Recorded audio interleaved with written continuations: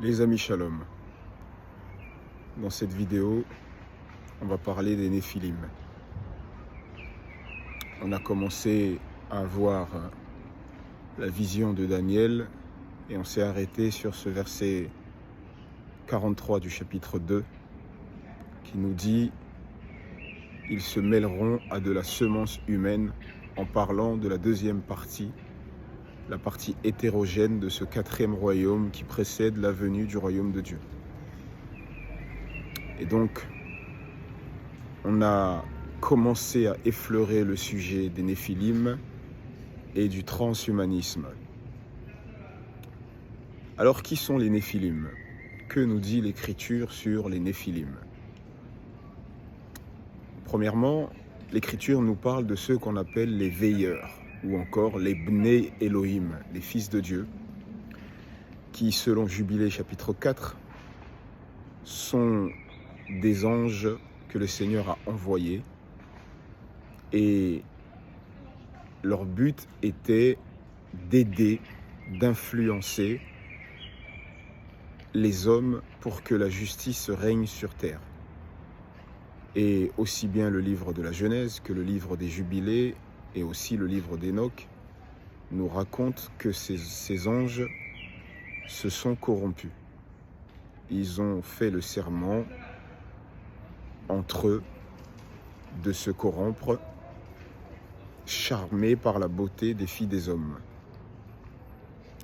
Et ces trois livres, Genèse, Enoch et Jubilé, nous racontent par le menu ce qui s'est passé.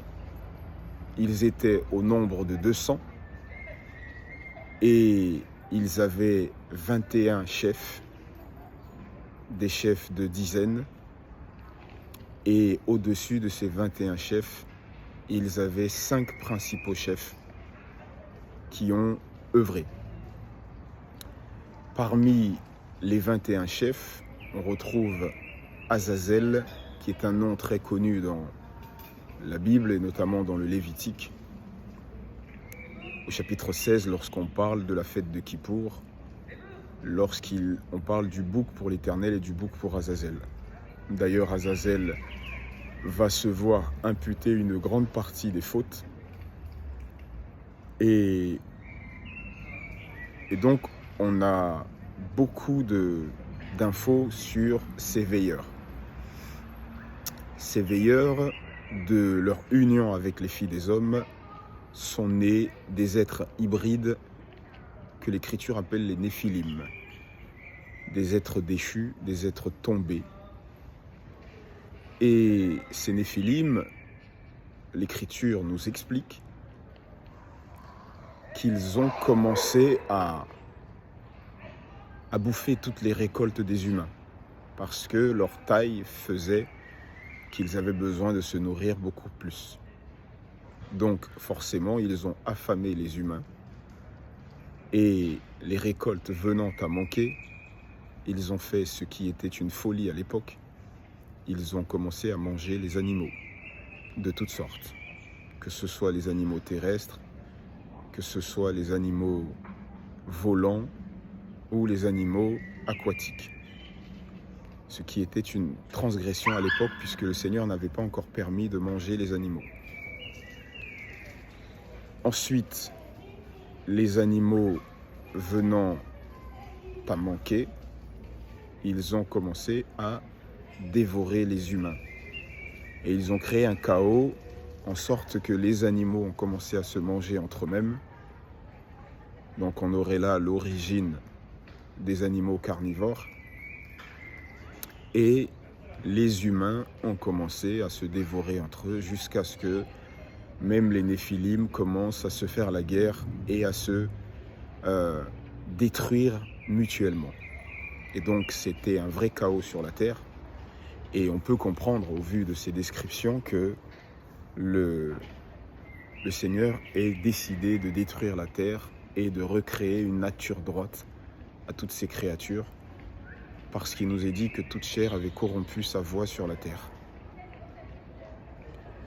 Et donc, la doctrine des veilleurs, quelle était-elle? Des veilleurs qui ont décidé de se corrompre. Leur doctrine nous est décrite également par le menu, où on nous dit qu'ils ont enseigné aux hommes les arts magiques, la sorcellerie, l'utilisation des armes. Ils ont enseigné aux hommes comment utiliser les armes, tous les signes de mort, l'impudicité, la fornication, la séduction et toutes sortes de choses qui détruisent l'homme. Et donc, la doctrine des veilleurs, des anges déchus, est une doctrine qui apprend aux hommes des choses qui n'auraient pas dû être pour les humains. Et leurs enfants, bien entendu, qui étaient des géants, selon ce que nous dit l'Écriture, qui étaient très grands de taille, ont été très fameux à cette époque-là. Et c'était des héros, des gens puissants, etc., qui jouissaient d'une cote incroyable. Et donc, ils ont foutu un peu la pagaille un peu partout. Et donc, le Seigneur décide de tout raser. Et l'Écriture nous dit que le Seigneur a pris la décision d'enfermer les veilleurs dans les ténèbres. Donc, les anges, Michael, Gabriel, Raphaël, tous ces Uriel, ont eu pour mission d'enfermer ces anges déchus dans les ténèbres, au milieu de la terre, nous dit l'Écriture. Donc ils sont enfermés, et ça, l'épître de l'apôtre Pierre en témoigne, l'apôtre Jude en témoigne. Donc c'est la preuve que ces apôtres lisaient ces textes-là. Et donc ils sont enfermés dans les ténèbres, et il a été dit à ces anges qu'avant de les enfermer, le Seigneur a décrété que leurs enfants se tueraient les uns les autres, et qu'il fallait que ces anges voient leurs enfants se tuer les uns les autres sous leurs yeux, et qu'ils en éprouvent une douleur, qu'ils sachent comment ça fait mal au Seigneur qu'ils aient ravagé la terre comme ça et les humains. Et donc, devant les yeux des veilleurs, leurs enfants se sont tués les uns les autres. Et le texte nous dit que le Seigneur a voulu tous les exterminer, et qu'il a décrété qu'ils soient tous exterminés. Sauf que il y a un texte dans la Genèse qui nous dit ceci, que les géants étaient sur la terre en ce moment-là. Et le texte hébreu nous dit « Anephilim ayu ba'aretz bayami mahem ». Donc en ces jours-là, les Néphilim étaient sur la terre. Et ensuite, il y a quelque chose qui n'est pas toujours bien traduit, « Vega macharechen ». Et même après cela. Donc on nous dit, en ces jours-là, ils étaient sur la terre. En quel jour? Dans les jours de corruption qui ont précédé le déluge. Et le déluge est censé avoir ravagé tout le monde, sauf Noé et sa famille. Et en plus, on a des textes qui nous disent que le Seigneur a pris le décret de ravager tous les Néphilim, de les détruire. Donc logiquement, on ne devrait plus avoir de Néphilim. Mais le texte dit « Vega macharechen ». Et même après cela, on retrouve les Néphilim. Donc les Néphilim auraient survécu au déluge. Alors on pourrait se poser la question, mais n'est-ce pas contradictoire? Dieu dit qu'il va ravager tous les Néphilim, donc normalement ils sont censés ne pas survivre au déluge. Mais après on a d'autres textes qui nous laissent entendre qu'ils auraient survécu au déluge. En tout cas, certains Néphilim auraient survécu au déluge. Comment est-ce possible? Eh bien, on pourrait dire la même chose des humains. Dieu dit qu'il va détruire toute terre, toute chair, tous les humains, parce qu'ils ont corrompu leur voie. Toute chair sera détruite, dit Dieu, et ça semble être vraiment, comment dire ça? Ça semble ne pas avoir d'exception. Quand on lit, on a l'impression que tout le monde sera détruit. Mais après, quand on va dans le détail, on se rend compte que Noé a survécu. Pourtant, le texte semblait être clair et net, toute chair. Mais Noé a survécu. Et de la même manière, pour les Néphilim, on dit qu'ils seront tous détruits, mais on constate que certains survivent, puisque le texte nous dit qu'ils étaient sur la terre en ces jours-là, et même après cela. Et lorsque, dans Nombre chapitre 13, les enfants d'Israël s'apprêtent à rentrer dans le pays promis et qu'ils envoient des explorateurs, les explorateurs nous expliquent qu'ils ont vu dans le pays de Canaan des Néphilim. Donc les Néphilim, à cette époque-là, existaient. C'est bien la preuve qu'ils ont survécu au déluge. En tout cas, pour certains. Pourquoi ? Parce que s'ils n'avaient pas survécu au déluge pour certains, s'ils avaient tous été ravagés, comme le laisse entendre le texte, pour qu'on retrouve des Néphilim des siècles plus tard, au moment où les Israélites s'apprêtent à rentrer en terre d'Israël, il aurait fallu qu'il y ait d'autres anges qui s'unissent à nouveau avec les filles des hommes et qui donnent des Néphilim. Or, on sait que cela n'a pas eu lieu. Donc c'est la preuve que ce sont ces Néphilim-là qui ont survécu, en tout cas pour certains, et qui se sont installés en terre de Canaan.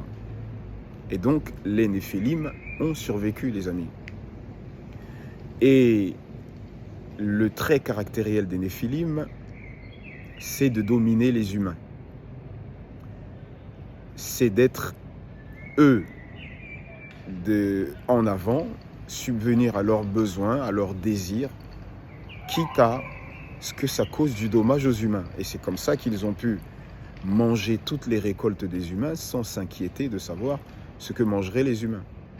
Et comme si cela ne suffisait pas, lorsque les récoltes sont finies, ils ont attaqué les animaux, ils ont attaqué même les humains. Donc on peut dire, sans sourciller, que le trait caractéristique des Néphilim, c'est de satisfaire à leurs désirs, à leurs besoins, peu importe ce que les humains ressentent. C'est de satisfaire à leurs désirs, à leurs besoins, quitte à détruire les humains. Et j'irai même plus loin en disant de satisfaire à leurs désirs, à leurs besoins, en détruisant les humains. Ça fait partie de leurs traits caractéristiques. Et donc la destruction des humains fait partie de la mission des Néphilim. Et donc ça c'est très intéressant à savoir, puisqu'on nous dit que notre temps qui précède la venue du Messie sera semblable à l'époque de Noé. Et ça, ce que je raconte là, ce sont des événements qui se sont produits à l'époque de Noé. Et donc c'est important de savoir ces choses-là pour qu'on puisse continuer à y voir plus clair des événements qui nous entourent avant la venue du Messie.